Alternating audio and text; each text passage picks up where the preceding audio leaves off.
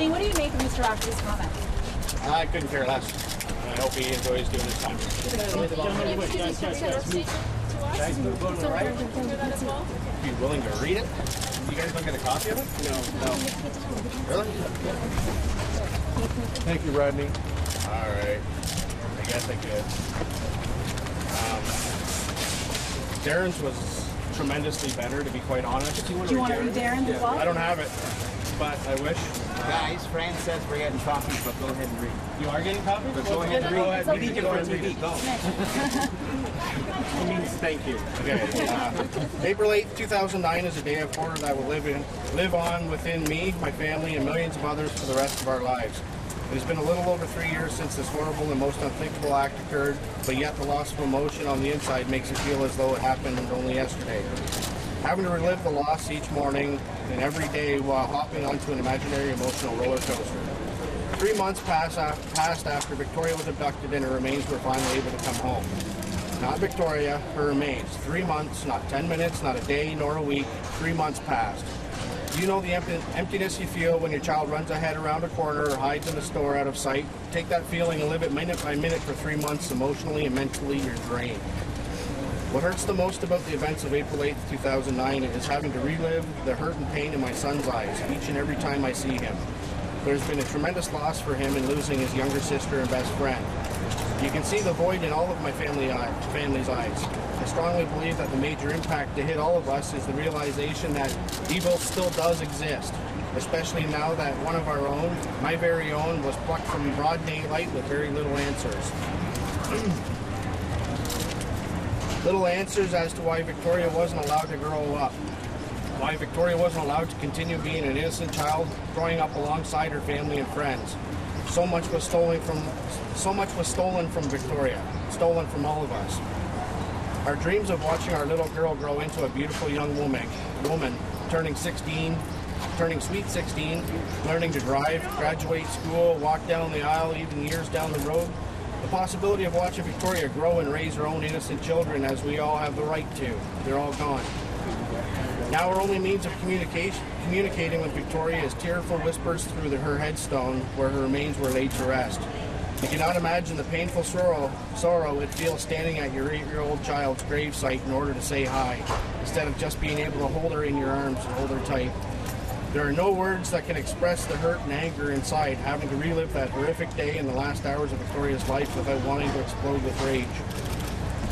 Nothing will ever replace what was stolen from all of us. A human life, a child's life, my daughter's life. Victoria Elizabeth Marie Stafford, 8 years old, born July 15th, 2000, stolen from all of us April 8th, 2009. Sadly missed, but will never be forgotten. Thank you. What did you think of Rafferty when he spoke? Pardon? What did you think of Rafferty when he was speaking? What did you think of what he said? I think it was very coward-like. He said he waited till the very end.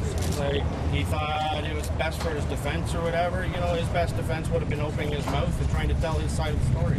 If he's got missing puzzle pieces like he says he has, put it to rest. Do you think he was remorseful? I think there was a couple times where he showed remorse, but whether that was actual tears, I don't know.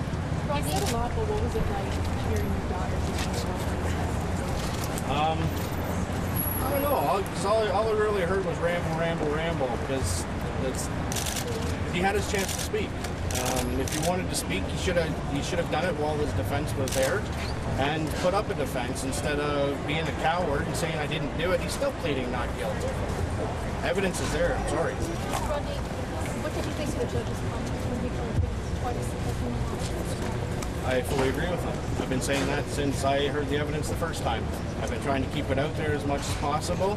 These monsters, Rafferty's not the only monster on this planet. There's monsters everywhere. We just have to figure out a way to find out who they are and get rid of these people. In all of the statements today as well, too, almost everyone of your family and Terry's family talked about Darren. Yep. Yeah, because it impacted the kids far more than it impacted. I wouldn't say far more, but it had a greater impact, especially with Darren, because Darren was with her on a daily basis. He felt he was the older sister, and it was his place to take care of her. And to have his little sister disappear right out from underneath his arms, in a statement, he stated he spoke to her minutes before she disappeared. that's an instance I don't have. Like I didn't see Tori prior to that the weekend before. Where we were painting at names. Why do you skipping stones? Why do you think Rafferty only wanted to answer those unanswered questions for Tara? He didn't mention discussing. I have no comment on that, Mark, because I just don't. I have no idea what all that means or whatever.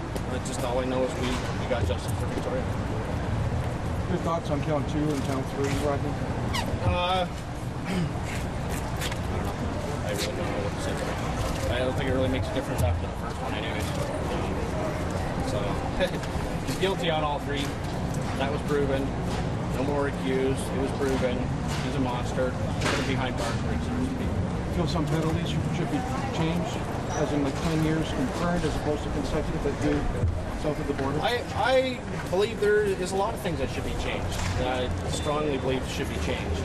And it should all be taken back into legislation and go over these laws. A lot of these people that are out on the streets committing these crimes have committed multiple crimes previously. Why is it being allowed to continue over and over again? Our children are at risk. Everybody's at risk.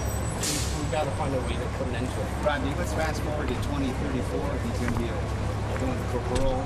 How's that? Where are you going to be, and how's that? I'll be standing at the front door, waiting for him. Make sure he doesn't leave that front door. Nobody deserves. He doesn't deserve to take another breath outside of that prison, let alone another breath too. In my eyes.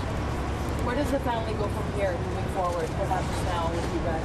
What happens now? We pick up the pieces of our life, try to move forward, and move on. Use Victoria in our hearts, and try to move forward in a positive manner. We can do it. Thank you. Thank you. Thanks a lot, Rod.